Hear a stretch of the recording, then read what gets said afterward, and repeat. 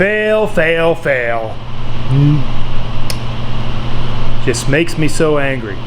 The person that I got the Trac Lok off of said that it was that a 373 or 410 or lower gear would fit on that. I didn't have measurements to compare it, so I accepted his word, and I find out that the carrier that I got is for 456 and above. There's what they call a case break when it comes to a lot of the Dana differentials, and basically what it is, it's where the flange that the ring gear mounts on, it's the depth or the position of that flange, because you want to make sure that there's engagement of the ring gear. And basically, as the gear ratio goes up, let's say from a 373 up to a 513, as the ring gear diameter gets not bigger, but as the teeth on the ring gear increase, the pinion diameter actually has to decrease, right? Because there's a ratio there. So, as the gear ratio goes up, the pinions get smaller, and in order to engage the ring gear to engage the pinion, the ring gear has to be moved closer to the center of the differential to meet that smaller pinion. So a 373 has a larger pinion gear, which means that the ring gear has to be further away from center. So let's take a quick look at what I'm fighting here. There's no way to get around it. There's no way that I can put a 410 or lower ratio gear on this carrier. However, a lot of gear manufacturers will cut a fat gear or a thick gear so that you can put a higher ratio ring gear on a low ratio carrier. However, you can't go the other direction. So let me show you what we got here.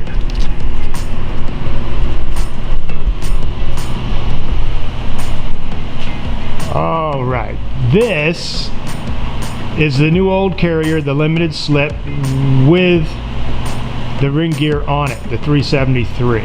Here's the old carrier that used to have the 373. If you look really close, you can see that the ring gear on the original carrier is about a 1/4 inch lower than this carrier.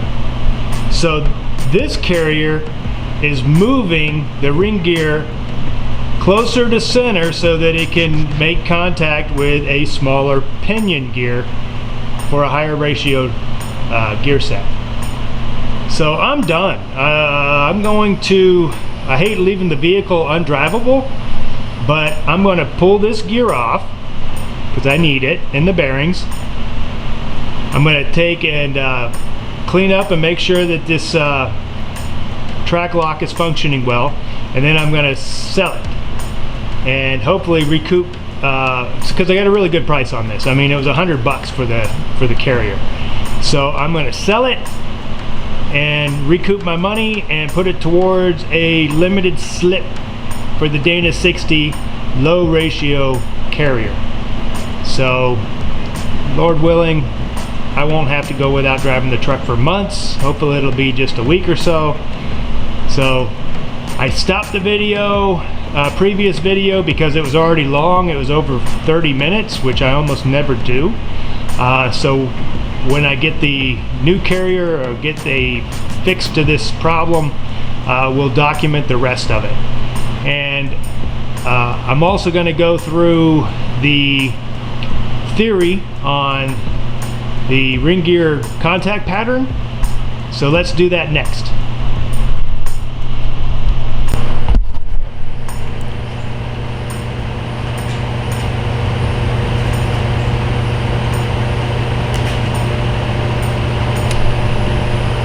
All right, I'm gonna talk loud because I'm not sure how the volume is being affected, you know, with the fan and everything going on. But this is the other thing. Everybody freaks out and panics about shims and backlash, and the other thing is the contact pattern. You can look it up on the internet and they'll give you the description of a perfect contact pattern. They'll also give you examples of a bad contact pattern with the pinion too far in, too far out, or the heel or the ring gear too far in, or too close, or too far away. They'll give you those examples.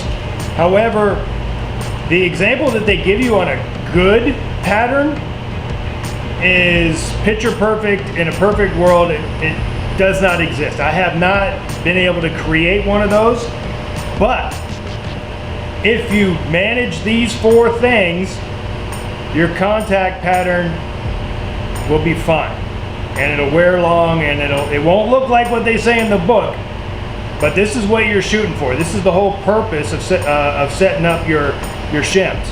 So basically, this is a non-3D drawing of a ring gear tube, and you're going to put your marking compound on here, and it's going to transfer where the pinion comes together on the ring gear tube. Okay, so at the top you have the face, the inside or the bottom of the gear on the ring gear is the root, and then you have the toe on the inside and the heel on the outside.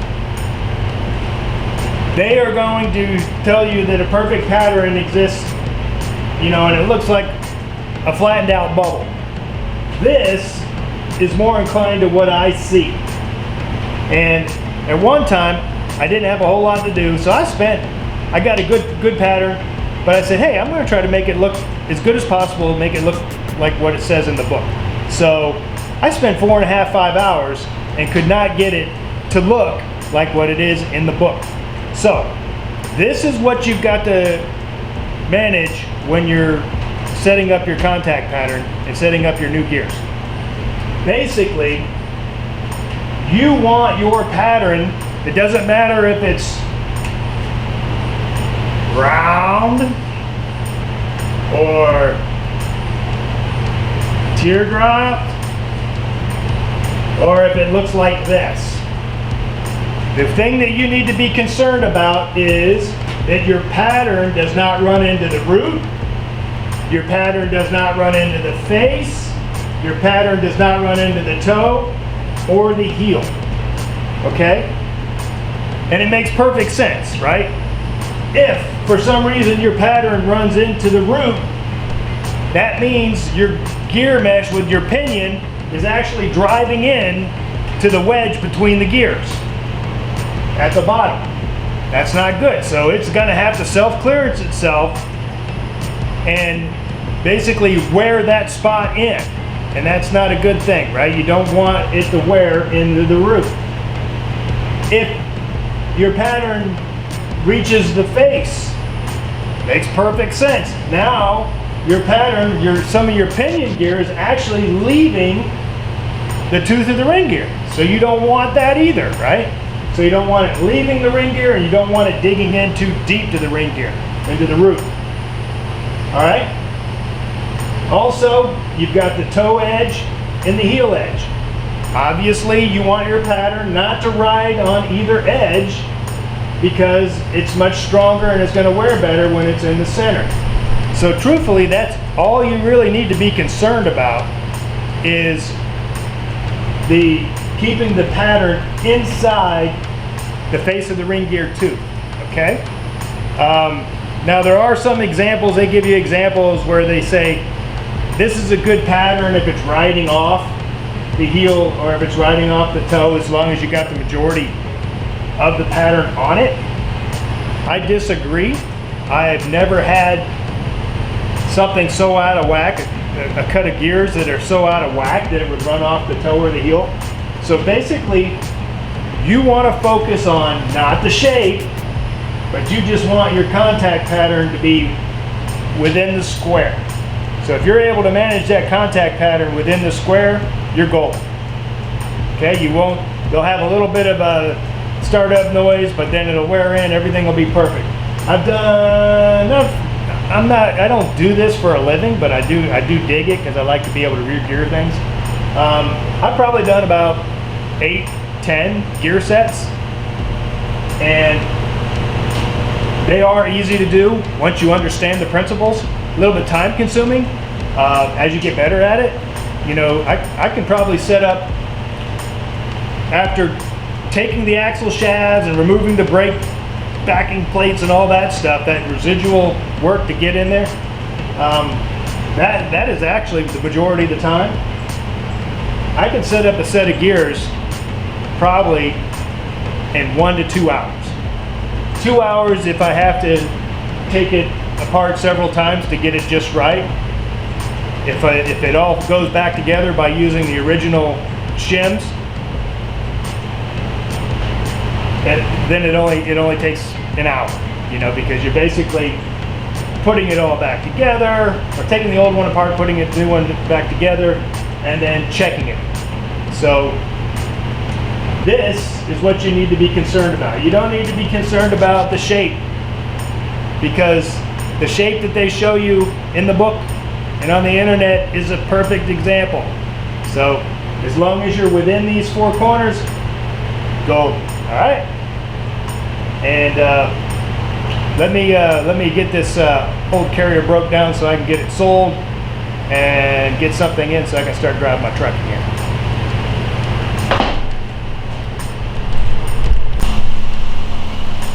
All right, guys, this is where we're at now.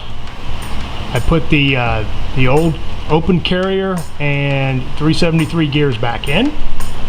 Amazingly, everything works the way it's supposed to when you got the right carrier in there. I'm waiting for the gasket sealant to set up a little bit, and then I'll tighten it down. I'm going to push the axle shafts back in, like so. And then I'll seal those off before that too. But we're gonna put that together and we're gonna drive it till we can sell it, because I've got this behemoth, an AAM, American Axle Manufacturers, 11.5-inch ring gear, full gear Gleason limited slip with disc brakes. It's gonna go inside it. And my preliminary measurements put the spring perches almost exactly where the J20 spring perches are. I'm also going to have to cut these shock mounts and move them over. You can see where it says center of shock. It's right there, so I'm gonna have to move that over about 3 inches. And this one's gonna have to be flipped and moved over. Got a damaged brake line that I got to resolve, plumb up the brakes, and then have a drive shaft built. But this thing is humongous. Man, look at the size of this thing, man. And it's got all the goodies that I want. I'm gonna have to tune the brakes in, I'm sure, because it's a rear disc and the proportioning valve might not be what I need. So we'll see how that goes. It's got a flange on the pinion. That's going to have to be changed because our drive shafts don't have flanges. So I've got some work going on.